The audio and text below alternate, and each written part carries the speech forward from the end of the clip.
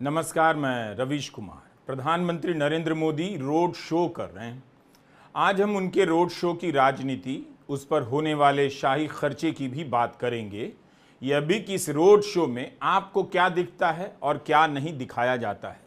उससे पहले इस सवाल को आपके सामने रखना चाहते हैं कि क्या प्रधानमंत्री मोदी के रोड शो में सेना के अफसर के परिवार को उन पर फूल बरसाने के लिए बुलाया जाना चाहिए था। वडोदरा के रोड शो में कर्नल सोफिया कुरैशी के पिता, भाई और बहन को फूल बरसाने के लिए क्यों बुलाया गया? परिवार तो बहुत खुश है कि उन्हें बुलाया गया, टीवी पर गदगद होकर इंटरव्यू दे रहा है। लेकिन हमारा सवाल परिवार से नहीं है, उसकी खुशी से नहीं है, उस सोच से है जो सेना के अफसर के परिवार को बुलाकर कहे कि यहां से पीएम साहब जा रहे हैं, आप वहां खड़े रहिए और वहां से उन पर फूल बरसाते रहिए। क्या यह ज्यादा नहीं हो रहा? फिर तो प्रेस कॉन्फ्रेंस 3 लोगों ने की। कर्नल सोफिया कुरैशी के अलावा विंग कमांडर व्योमिका सिंह और विदेश सचिव विक्रम मिस्री ने भी प्रेस कॉन्फ्रेंस की। क्या इनके परिवारों को भी फूल बरसाने के लिए बुलाया जाएगा? चलिए, आपके शहर में पीएम का रोड शो हो रहा है, आप लोग घर बैठकर क्या करेंगे? उन पर फूल बरसाइए। क्या विक्रम मिस्री की बेटी को भी बुलाया जाएगा, जिन्हें आईटी सेल के लोगों ने गालियां दी और ट्रोल किया? प्रेस कॉन्फ्रेंस बेहद महत्वपूर्ण होता है, लेकिन ऑपरेशन सिंदूर का लोगो किसने डिजाइन किया, उसकी भी स्टोरी छप रही है।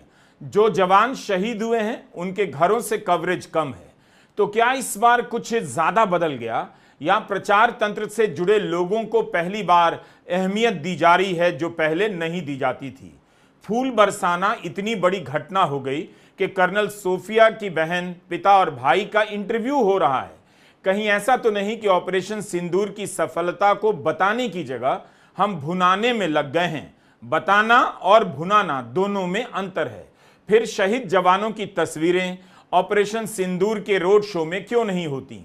उन 16 लोगों की बातें क्यों नहीं हो रही जो पुंछ में मारे गए? अगर तीनों ने प्रेस कॉन्फ्रेंस में अच्छा काम किया है, तो क्या यही इनाम है कि आप फूल बरसाने चलिए?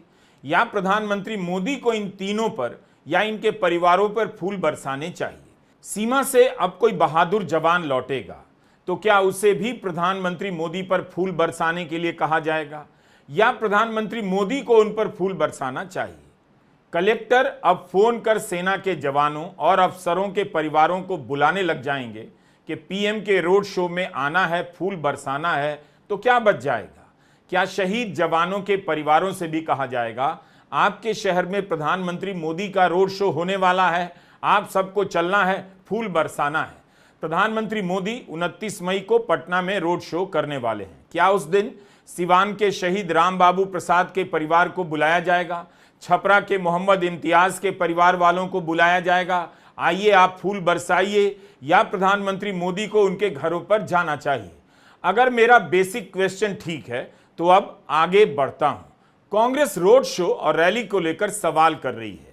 प्रधानमंत्री नरेंद्र मोदी पहलगाम नहीं गए, आतंकी हमले में मारे गए परिवार वालों के घर नहीं गए, पुंछ नहीं गए जहां पर निर्दोष नागरिक मारे गए, सर्वदलीय बैठक में नहीं आए, संसद के सत्र बुलाने पर कुछ नहीं कहा।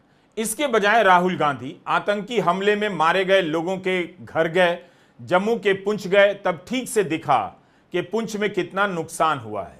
पुंछ में क्राइस्ट पब्लिक स्कूल के छात्रों से उन्होंने बात की, जिनके 3 छात्र विहान भार्गव, अयान और अरूबा की पाकिस्तान के हमले में मौत हो गई।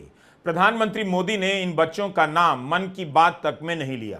कांग्रेस प्रवक्ता सुप्रिया श्रीनेत ने एक्स पर लिखा है, प्रधानमंत्री बिहार, केरला, आंध्र प्रदेश, राजस्थान, गुजरात गए, वहां रैली की, रोड शो किया। देश पर आपदा आए तो इनका लाइट, कैमरा और एक्शन चालू रहता है। पाकिस्तान को आतंक की बीमारी से मुक्त करने के लिए पाकिस्तान के अवाम को आगे आना होगा, पाकिस्तान के नौजवानों को आगे आना होगा। सुख चैन की जिंदगी जियो, रोटी खाओ, वरना मेरी गोली तो है ही।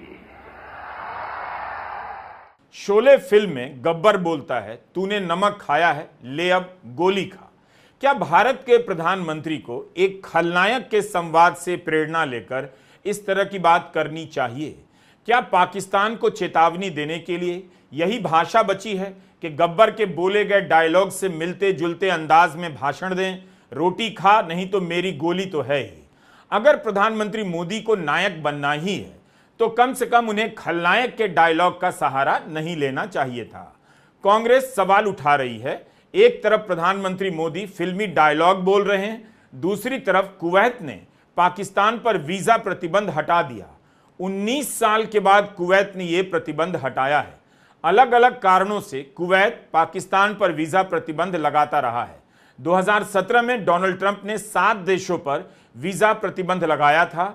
7 देशों में पाकिस्तान भी शामिल था। ट्रंप के फैसले के बाद कुवैत ने भी पाकिस्तान पर यह प्रतिबंध लगा दिया। ईरान भी लगातार पाकिस्तान को अपना दोस्त बताते हुए बयान दे रहा है। क्या इस सब पर प्रधानमंत्री या विदेश मंत्री से जवाब की उम्मीद की जा सकती है? जिस तरह से वो कभी प्रेम चोपड़ा की तरह, कभी परेश रावल की तरह डायलॉग्स दे रहे हैं, साहब जा जाकर ये सिंदूर है, इसमें रगों में मांग क्या है, खून है, गर्म है, ठंडा है, और गोली खाओ रोटी खाओ। ये प्रधानमंत्री है, ये प्रधानमंत्री है देश के। आज तक हमें जवाब नहीं मिला कि 2023 में पुंछ में जो आतंकियों ने किया, 2 अक्टूबर 2024 में गांधरबल में जो किया, गुलमर्ग में अक्टूबर 2024 में जो किया, पहलगांव में अप्रैल 2025 में जो किया, उन आतंकियों का क्या हुआ, वो कहां है? आज तक जवाब नहीं मिला कि सीजफायर किन शर्तों पर हुआ। आज तक जवाब नहीं मिला हाफिज सईद, अजहर मसूद बच के कैसे निकल गए। क्या सीजफायर की शर्तों में इन्हें वापस लाना है या नहीं है? कोई जवाब नहीं। जवाब मांगो, सवाल पूछो तो ये डायलॉग आते हैं आपके पास। पिक्चरें हम सबने देखी है साहब, हमारा सारा बचपन पिक्चरें देखकर गुजरा है, लेकिन गंभीर विषयों पे गंभीर चर्चा होनी चाहिए या पिक्चरों के डायलॉग होने चाहिए? अब आते हैं रोड शो और रैली पर। कांग्रेस के नेता राहुल गांधी भी रोड शो करते हैं, खूब करते हैं। कांग्रेस यहां रोड शो के औचित्य पर दूसरे ढंग से सवाल कर रही है, मगर हमारा सवाल अलग है। कांग्रेस कहती है पहलगाम हमले के बाद सवालों के जवाब नहीं, आतंकी हमले में मारे गए लोगों के परिवारों से मिलने नहीं गए, लेकिन रोड शो किए जा रहे हैं। हमारा सवाल है कि क्या प्रधानमंत्री मोदी को इतनी बड़ी संख्या में रोड शो करने चाहिए? हमारा जोर इतना पर है, हम यह तो कभी नहीं कहेंगे कि प्रधानमंत्री मोदी को रैली नहीं करनी चाहिए, कार्यक्रम नहीं करने चाहिए या रोड शो नहीं करने चाहिए, लेकिन हमारा सवाल है कि इतने रोड शो क्यों करने चाहिए? क्या आप जानते हैं कि एक रोड शो के पीछे उस शहर में कितनी तैयारी होती है? कितने करोड़ रुपए 1 घंटे के रोड शो के लिए पानी की तरफ बहा दिए जाते हैं? 2 दिन से प्रधानमंत्री गुजरात में हैं, वहां 4 रोड शो और फिर 29 को पटना में रोड शो। क्या भारत जैसे देश के प्रधानमंत्री के पास इतना टाइम होता है कि वे घंटे 2 घंटे का रोड शो करते रहें? तो हम रोड शो पर अपनी बात कहने के लिए प्रधानमंत्री मोदी के YouTube चैनल पर मौजूद वीडियो का इस्तेमाल कर रहे हैं, जिस पर लिखा है कोई भी इस्तेमाल कर सकता है। यह बात आपको जानना चाहिए कि हम कोई वीडियो क्यों नहीं दिखाते और क्यों दिखाते हैं। भारत के प्रधानमंत्री के पास इतना वक्त है कि 1 घंटा रोड शो करें, यह हमारा सवाल है। उनके पास इतना वक्त कहां से आ रहा है? गुजरात में कोई चुनाव भी नहीं, वहां 2 दिनों से 4 रोड शो। अहमदाबाद, गांधीनगर, भुज और वडोदरा में जो प्रधानमंत्री 11 साल में 1 घंटा प्रेस कॉन्फ्रेंस के लिए नहीं निकाल पाए, उनके पास रोड शो के लिए इतना वक्त कैसे निकल आया? इससे कम समय में सप्ताह में 2 प्रेस कॉन्फ्रेंस से जनता के कितने सवाल पूछे जा सकते थे? यह भी कि कश्मीर आपकी राजनीति की प्राथमिकता में सबसे ऊपर होता है, फिर भी पहलगाम में सुरक्षा क्यों नहीं थी? बाद में आपने क्या कार्रवाई की? एक सवाल और पूछ लिया जाता, डोनाल्ड ट्रंप सीज फायर को लेकर लगातार ऐसा क्यों कह रहे हैं कि उन्होंने करवाया?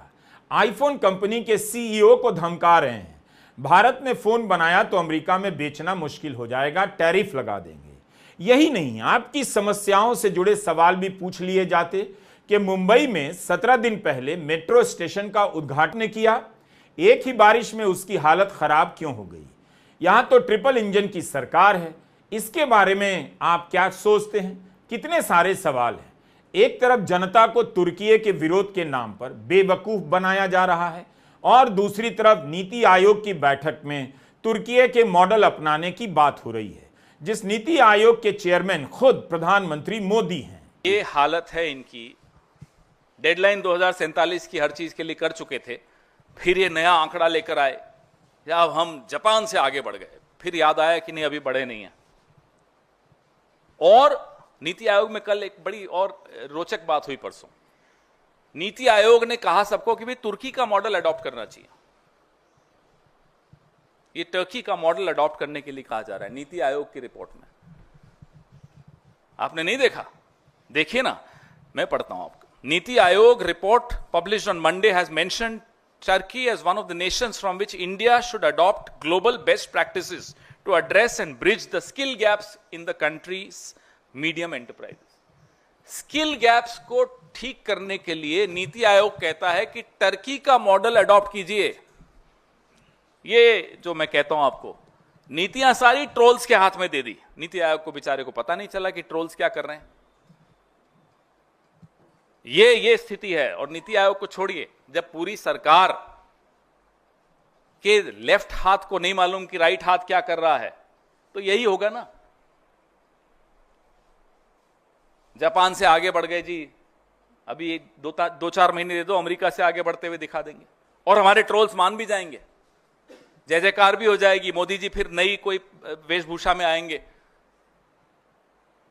और निकल पड़ेंगे, साहब ये भी हासिल कर लिया, मेरी रगों में व्यापार है, मेरी रगों में एक इस वाली रग में व्यापार है, इस वाली में सिंदूर है। क्या इसी वजह से प्रधानमंत्री नरेंद्र मोदी प्रेस कॉन्फ्रेंस नहीं करते हैं कि इन सवालों के जवाब देने पड़ जाएंगे? रोड शो करते हैं ताकि जनता के बीच दिखते भी रहें और जनता को यह न दिखाई दे कि प्रधानमंत्री मोदी सवालों के जवाब नहीं देते, प्रेस कॉन्फ्रेंस नहीं करते। 2 साल में प्रधानमंत्री मणिपुर तो गए नहीं, वहीं रोड शो करते ताकि कुछ तो संदेश जाता। राष्ट्रपति शासन लगाने के बाद भी मणिपुर की हालत ठीक नहीं। राज्यपाल अजय कुमार भल्ला को 7 किलोमीटर का सफर हेलीकॉप्टर से करना पड़ा ताकि वे राजभवन लौट सकें। एक दिन पहले प्रदर्शनकारियों की भीड़ ने राजभवन में घुसने की कोशिश की थी। यह सब छपी हुई खबरें हैं। यह हालत है वहां की। इसलिए हमारा सवाल है, रोड शो से भारत की जनता को क्या मिलता है? वह कह सकती है कि नजदीक से प्रधानमंत्री मोदी को देखने का मौका मिलता है। तो क्या इतने भर के लिए करोड़ों रुपए खर्च कर, लाखों रुपए की बल्लियां गाड़कर बैरिकेड्स बनाए जाएं ताकि प्रधानमंत्री मोदी रोड शो करें, हाथ हिलाकर अभिवादन करते रहें, भाषण भी ना दें? उस प्रधानमंत्री को यह सब क्यों करना पड़ रहा है जो दिन रात टीवी से लेकर सोशल मीडिया पर नजर आते हैं? गोदी मीडिया उनकी बात को बिना सवाल के संदेह के चलाता रहता है। जो दिन रात दिखते हैं, उन्हें रोड शो क्यों करना पड़ता है? एक रोड शो में कितनी मेहनत होती है, उसका ठीक ठीक अंदाजा हम नहीं लगा सकते, क्योंकि कितने दिन पहले से सुरक्षा तैयारी शुरू हो जाती है, इस स्तर की जानकारी मेरे पास नहीं है। लेकिन जो मीडिया में छपा है, उन सूचनाओं को जोड़कर देखिए तो प्रधानमंत्री मोदी के एक रोड शो के पीछे कितने लोग कई कई दिन और उस दिन कई कई घंटे काम करते हैं।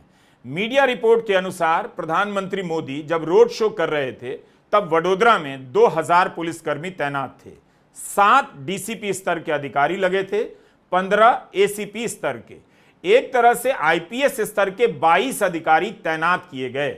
यही नहीं, एसपीजी चेतक कमांडो का भी जिक्र मिला। पूरे रूट की डबल बैरिकेडिंग की गई।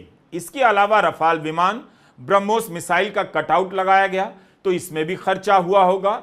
सिंदूर का कलश भरकर रखा गया था। कलश और सिंदूर की खरीद पर कितना खर्चा आया, मैं बताने में असमर्थ हूं। रोड शो के बाद कलश किसके पास रह गया, सिंदूर किसके पास, वो भी नहीं बता पा रहा हूं। इसके रिहर्सल में 40 गाड़ियों का इस्तेमाल हुआ, इसमें भी खर्च हुआ होगा। जिला प्रशासन का समय लगा होगा। कितना खर्च हुआ इसके पीछे, प्रशासन ने लगातार कितना काम किया, काश इसकी जानकारी भी होती। रोड शो से जुड़ी भास्कर की एक खबर में कमाल की सूचना मिली।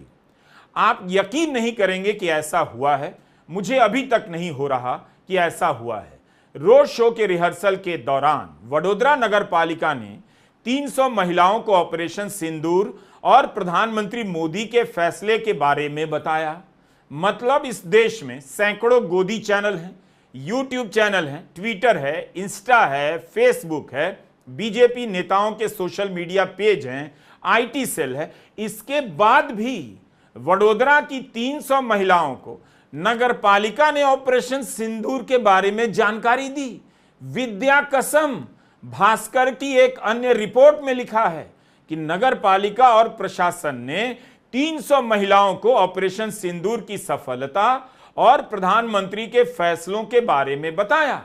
नारी शक्ति के नाम से एक स्टेज बनाया गया है।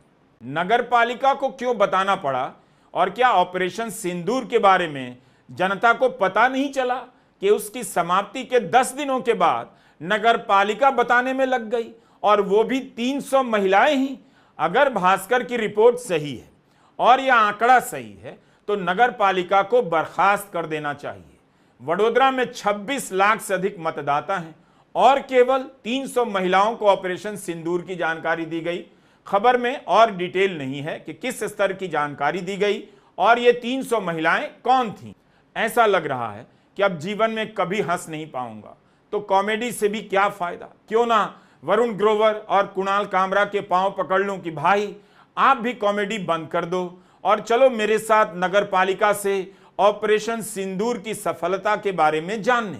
जो नगर पालिका जनता की समस्या सुनती नहीं, वो ऑपरेशन सिंदूर के बारे में 300 महिलाओं को जानकारी दे रही है और कंट्री यानी नेशन को पता भी नहीं। वडोदरा में रोड शो के दौरान 29 साल के एक जवान नितेश जारिया की हार्ट अटैक से मौत हो गई। नितेश होमगार्ड के जवान थे। टाइम्स ऑफ इंडिया में छपा है कि नितेश के भाई ने कहा है, अगर समय पर चिकित्सा मिल जाती तो भाई की जान बच जाती। पीएम के रोड शो में किसी को हार्ट अटैक आए और उसे भी समय पर चिकित्सा न मिले। उम्मीद है प्रधानमंत्री नरेंद्र मोदी प्रधानमंत्री राहत कोष से नितेश के परिवार को कम से कम 10 करोड़ की सहायता राशि दे देंगे। इतने दयालु तो हैं ही।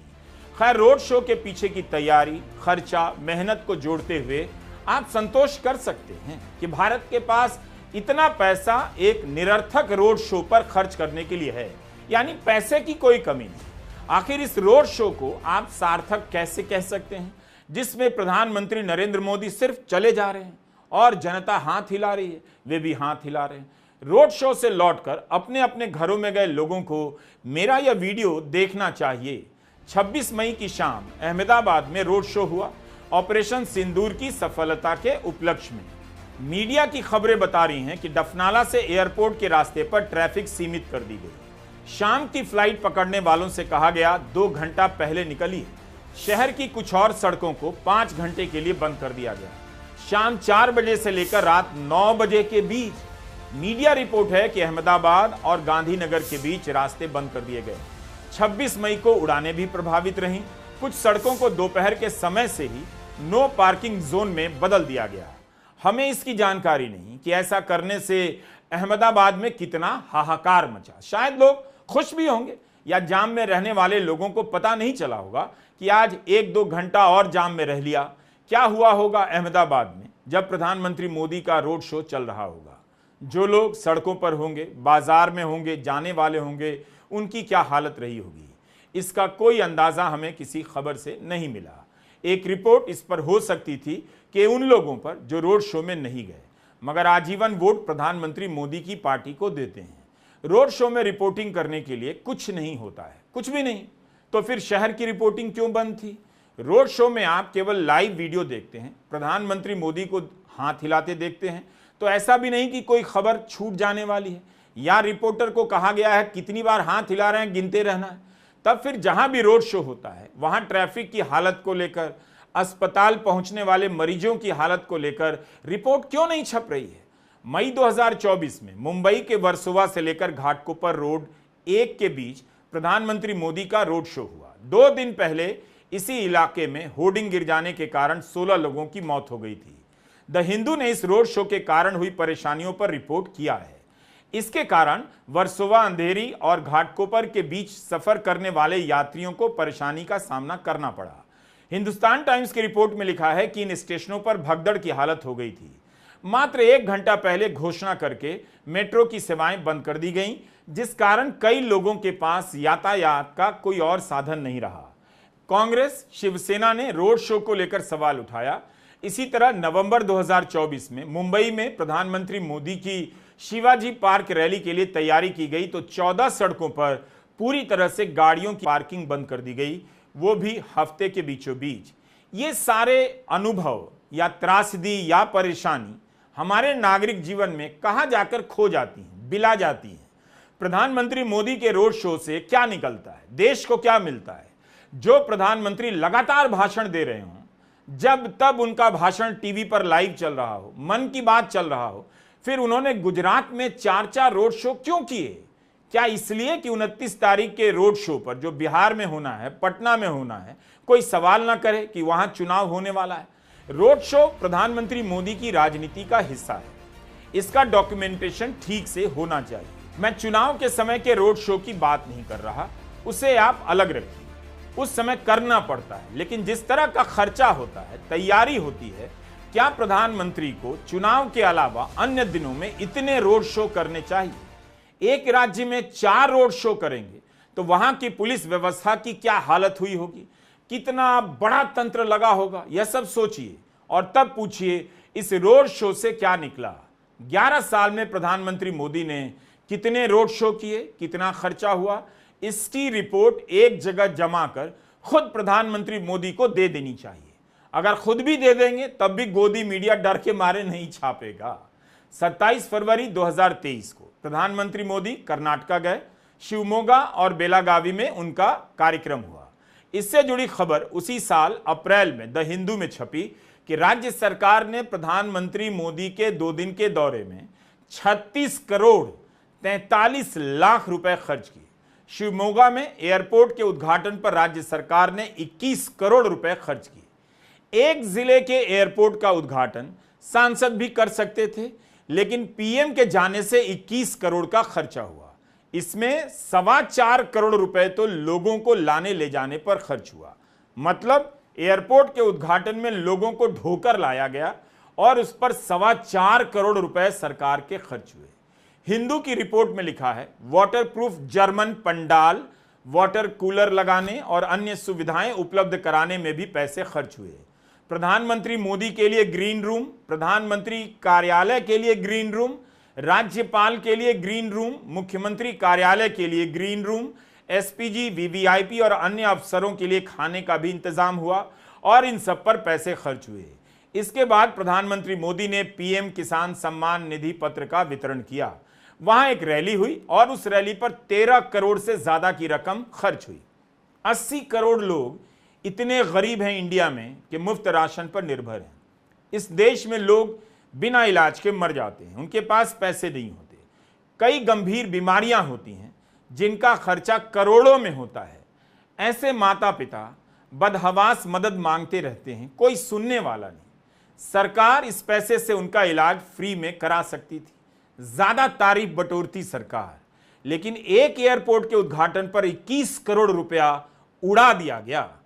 ठीक से कहें तो उड़ा ही दिया गया, खर्च नहीं हुआ। जो उद्घाटन पहले सांसद करते थे वो अब सब प्रधानमंत्री मोदी करते हैं। ज्यादातर वंदे भारत का उद्घाटन प्रधानमंत्री नहीं किया। रेल मंत्री के हाथ में हरी झंडी देखकर लोग अचरज में पड़ जाते थे, आज इन्हें कैसे मौका मिल गया। क्या इतनी सी बात आप नहीं समझ सकते कि शिवमोगा जिले के एयरपोर्ट का उद्घाटन सांसद, उनकी ही सरकार के नागरिक उड्डयन मंत्री कर सकते थे तो कितना पैसा बच जाता। इसी तरह अगर आप प्रधानमंत्री मोदी के तमाम कार्यक्रमों का खर्चा जोड़ लेंगे, मिल जाएगा तो देखकर होश उड़ जाएंगे। 2014 के पहले प्रधानमंत्री के कार्यक्रमों को लेकर हम सब पत्रकारों की यही समझ थी कि प्रधानमंत्री के पास वक्त कम होता है और बहुत कीमती होता है, इसलिए उन्हें अपनी कुर्सी छोड़कर कम से कम निकलना चाहिए, क्योंकि इससे शहर में सुरक्षा के इंतजाम बदल जाते हैं, काफी खर्चा होता है, लोगों को तकलीफें होती हैं। लेकिन 2014 के बाद प्रधानमंत्री मोदी घंटा घंटा रोड शो करने लग गए तो फिर काम कब कर रहे होंगे? इतनी रैलियां, यात्राएं, रोड शो के बाद भी प्रधानमंत्री मोदी यह छवि बनाने में सफल हो गए कि सबसे अधिक काम करने वाले प्रधानमंत्री हैं। यही तो सवाल है कि आप 2 दिन से गुजरात में 4 रोड शो कर रहे हैं, 29 को पटना में करेंगे, तब आपने काम कब किया?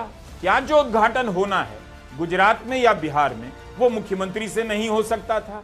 प्रधानमंत्री मोदी को आप कमरे में बंद नहीं कर सकते, किसी को भी नहीं, ना ही प्रधानमंत्री की राजनीतिक गतिविधियों पर रोक लग सकती है। मैं इसकी बात बिल्कुल नहीं कर रहा, लेकिन इसकी कुछ तो सीमाएं होनी चाहिए। कर्नाटका में 2 दिन के कार्यक्रम में अगर 36 करोड़ रुपए से ज्यादा खर्च हुआ तो क्या यह सही है? उसका क्या असर हुआ? लोगों ने एक तमाशा देखा और भुला दिया। हम इसी सभा की बात कर रहे हैं क्योंकि इसके बारे में द हिंदू की रिपोर्ट में हमें जानकारी मिलती है। कर्नाटका के बेलागावी में पीएम सम्मान निधि की राशि पूरे देश के किसानों को बांटी गई।